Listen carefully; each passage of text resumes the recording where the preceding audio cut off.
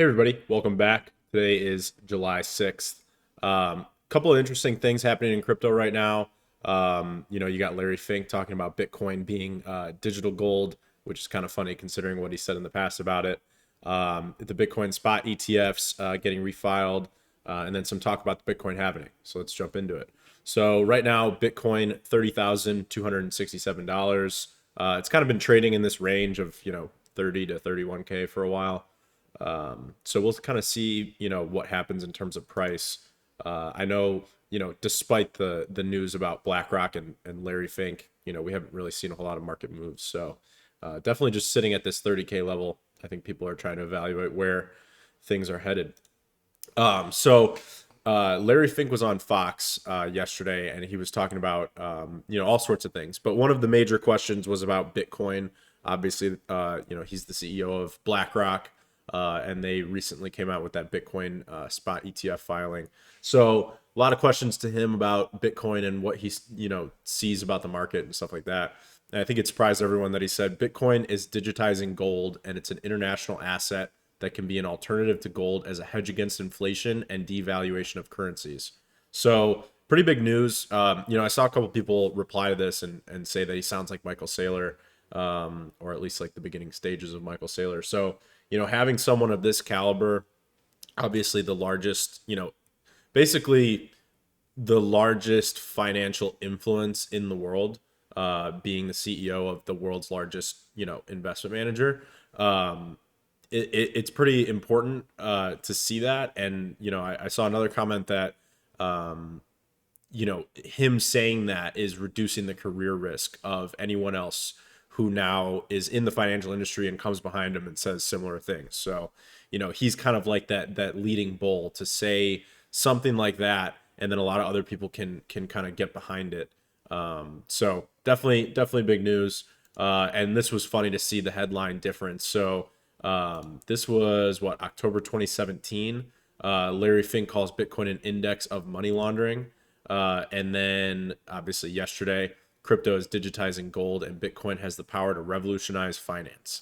So, only took him 6 years to become a Bitcoin bull. And then, along similar lines, all the Bitcoin spot ETFs have been refiled. So the SEC, in case you missed it, last week came out and said that BlackRock and other ETF filings were inadequate or missing some kind of information. At this point now, all of the ETFs that were filed have been refiled, with all of the with whatever was missing that they wanted. So ball's back in the SEC's court to either deny or approve or, maybe come up with some other excuse and try to push this back. I think a lot of us are on the consensus that because it's BlackRock, kind of at the top of this list, it's going to be, it's a different ball game now with BlackRock in the picture.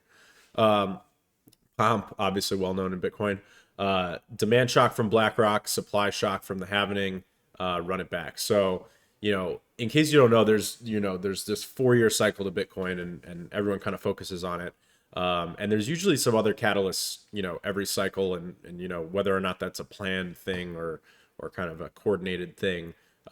There's always kind of different narratives with each cycle. So I think the narrative this cycle is going to be, institutional money coming in, and it was kind of similar last cycle, but not to this degree with players like BlackRock.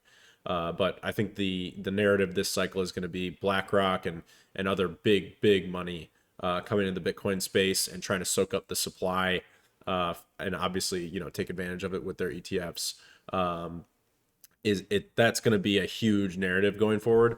And then obviously you got the Bitcoin halvening in 320 days. So less than a year until the Bitcoin halvening. Usually, if you do follow the cycles and the trends and everything, you start to see Bitcoin, it's kind of like buy the rumor, before the halvening. So we're kind of getting into that crunch time in terms of, the pre-halvening run, and then having all this narrative around BlackRock and other big players, I think, is going to start to shape up.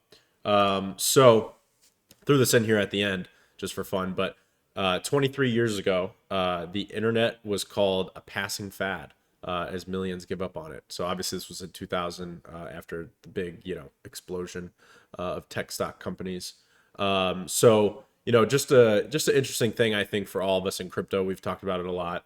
But kind of a similar idea here that they call it a fad, they call it a scam, they call it money laundering, and then, just like in this tweet, they eventually join you, and they join your side. So eventually it becomes irrefutable when the tech is this good. So I think a lot of us kind of fall in line with that type of thinking. So that's all for today. I will see you guys tomorrow.